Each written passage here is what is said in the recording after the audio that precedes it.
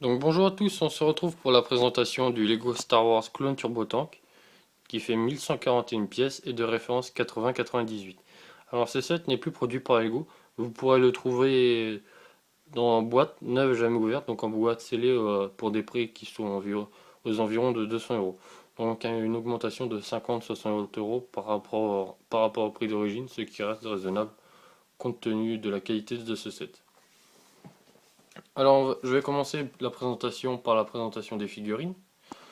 Donc, ce set est livré avec deux figurines et un ensemble d'accessoires pour Clone Trooper, donc Kama, Kappa, visière et viseur et autres petites lumières qu'on accroche sur le casque. J'apprécie beaucoup le fait que ce set soit livré avec deux Clone Troopers, ça permet de se constituer une armée. Si on a d'autres sets à côté, c'est vraiment bien. Et c'est un plus pour la jouabilité. Donc il est aussi livré avec Anakin Skywalker de Clone Wars, bien évidemment. Sa Padawan Ahsoka Tano et Ayla Secura. Alors à noter que encore aujourd'hui c'est le seul set qui est livré avec Ayla Secura il me semble, mais bientôt vers le milieu de l'année 2017 il me semble qu'un Tank de la République va sortir avec un Gunner phase 2 et Ayla Secura version Revanche des Sith. Mais ce sera quand même la seule Ayla Secura version Clone Wars. Et il est aussi livré avec le chasseur de primes 4 Banné qui est très bien réalisé je trouve, qui est très joli, même si je le trouve moche, mais il est joli dans le sens il est bien réalisé. Euh, donc on va continuer la présentation avec la présentation du clone Turbo Tank lui-même. Donc la partie frontale, elle s'ouvre en trois parties et on peut y voir deux sièges dans lesquels on peut installer deux clone troopers, alors, ou deux autres figurines Lego. Attendez juste un petit moment.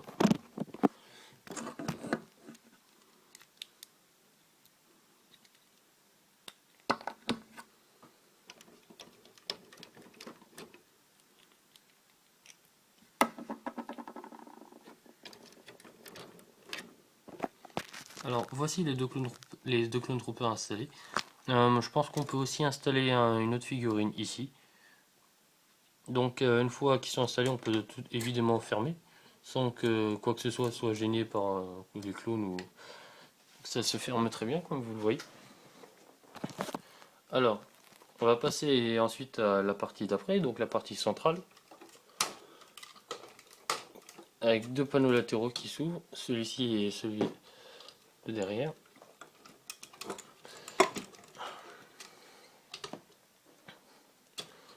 Donc ces deux panneaux s'ouvrent et sur chaque petite chose comme ça vient se mettre ici le bipod. Bon, il faut le déplier pour qu'il se mette. Sur lequel on peut placer un clone trooper. Et aussi le poste de contrôle sur lequel on peut placer deux clone troopers. Ou deux autres figurines. Vous les placez ici. Et ici. Alors, on peut voir qu'il y a deux panneaux de contrôle sérigraphiés. C'est des pièces que j'apprécie, qui sont bien pratiques. Ce sont deux pièces que l'on retrouve aussi ici, là, permettent de configurer l'ouverture, enfin configurer, si vous jouez avec, hein, configurer l'ouverture de ces deux boîtes dans lesquelles vous pouvez ranger beaucoup de choses. Donc, mis à part ça, cette partie n'est pas très développée. Ça se comprend parce qu'il faut de la place pour pouvoir loger le poste de contrôle et le bipod. Donc, on ne va pas se plaindre du fait que ce ne soit pas développé. Libre à vous de rajouter une plaque ici avec d'autres éléments.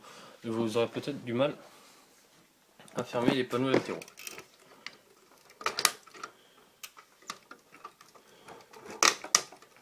Donc ensuite on a cette tourelle ici qui tire un missile.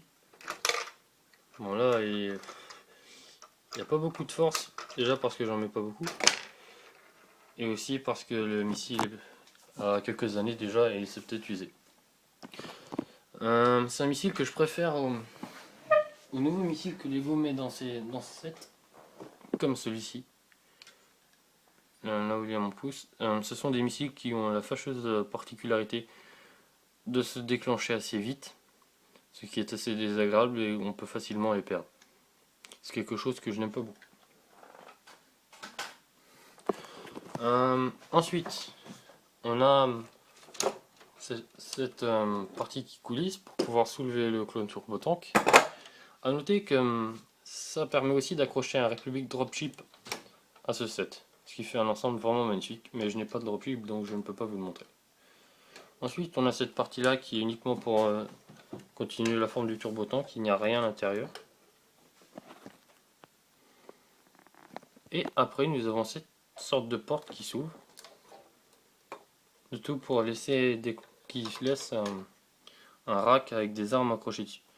Alors c'est une particularité qu'on retrouvait souvent dans les sets Lego de cette époque et que j'aime beaucoup, c'est qu'il y a plein de petits ouvrants, de choses à enlever, à rajouter, pour accrocher des armes, des sabres laser ou des boîtes. C'est vraiment quelque chose d'agréable et c'est quelque chose que selon moi, qui a disparu aujourd'hui. On ne retrouve plus trop ces fonctions dans les sets d'aujourd'hui. Les sets d'aujourd'hui sont assez simples malheureusement, mais on dirait que Lego met l'accent sur les figurines malheureusement.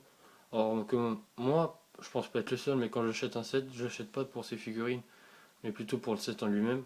Ce Turbo Tank, le Gunship par exemple, en sont de parfaits exemples. Mais bon, c'est pas grave.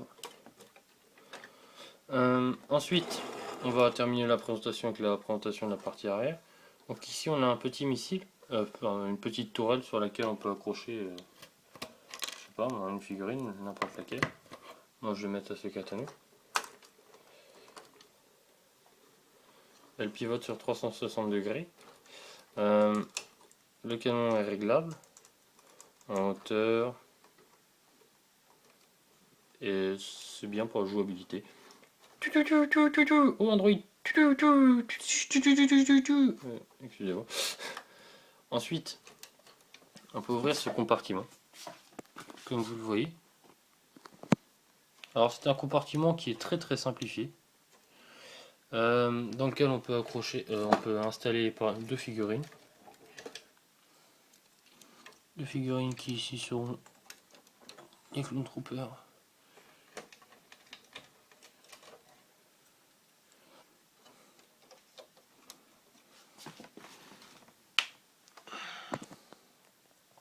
En vrai, c'est encore plus simple que dans la partie frontale car il n'y a pas de panneau de contrôle. Il y a juste deux petits joysticks ici et rien de plus. Ce qui limite un peu la jouabilité. Bon. C'est assez compliqué à faire ça. Voilà. Donc, au final, c'est vraiment un bon set qui est qui était cher, mais compte tenu du nombre de pièces, je trouve que le prix n'était peut-être pas si cher que ça. Alors c'est un set que je vous conseille, même si aujourd'hui il n'est plus en production. Vous pourrez le trouver pour un prix d'environ 200 € en neuf et en boîte scellée. C'est le prix moyen que j'ai constaté. J'ai oublié de vous parler d'une fonction que ce Clone Turbo Tank présente. Vous voyez ces suspensions, ça fait que quand on incline le Turbo Tank comme ceci, et que vous continuez à avancer, il va tourner dans une direction ou dans l'autre. C'est une particularité que j'aime assez. Donc merci d'avoir regardé cette vidéo, donnez-moi vos avis en commentaire et à la prochaine.